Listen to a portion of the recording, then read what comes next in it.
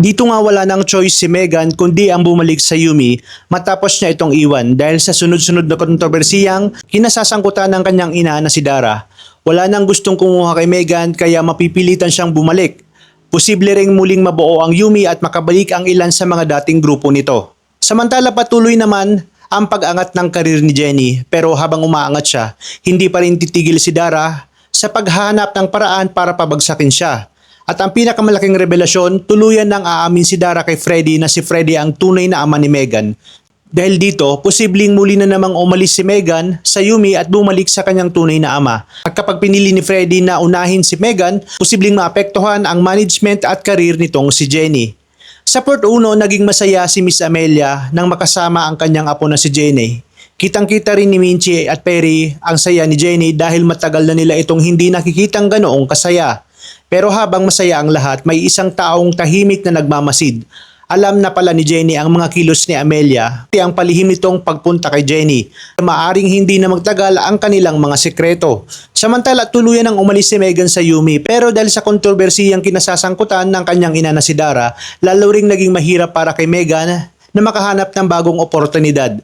Kaya naman wala na siyang ibang pagpipilian kundi ang bumalik sa Yumi. Sa kabilang banda, naapektuhan din ang mga halari matapos masangkot si Dara sa malaking kontrobersiya na may kaugnayan kay Freddy Grande. Nagulo rin ang pagsasama ni Freddy at Bana habang maraming empleyado ng Yumi ang nawalan ng trabaho. Dahil dito humingi ng tulong si Jennie kay Bana para maibalik sa trabaho ang kanyang mga kaibigan. Nangako naman si Bana na susubukan niyang gumawa ng paraan. Samantala humarap si Freddy at humingi ng tawad sa pamamagitan ng isang public statement. Nilinaw niya ang naging relasyon nila ni Dara at sinabi niya na tapos na ang kanilang ugnayan. Pero may mas malaking katotohanan pa palang nakatago. Nang muling makausap ni Dara si Freddy, inamin niyang may anak sila at ang anak na iyon ay walang iba kundi itong si Megan. Nanlamig si Freddy dahil matagal niyang hindi alam ang katotohanan ito. Lalo pang naging magulo ang sitwasyon dahil ang paniniwala ng marami na si Dio ang tunay na ama ni Megan. Desidido si Dara na sabihin kay Vanna ang lahat pero pinigilan siya ni Freddy. Ayaw niyang malaman ni Vanna ang tungkol kay Megan dahil ayaw niyang tuluyang masira ang kanilang relasyon. Pero hindi na kayang manatiling sekreto ang lahat.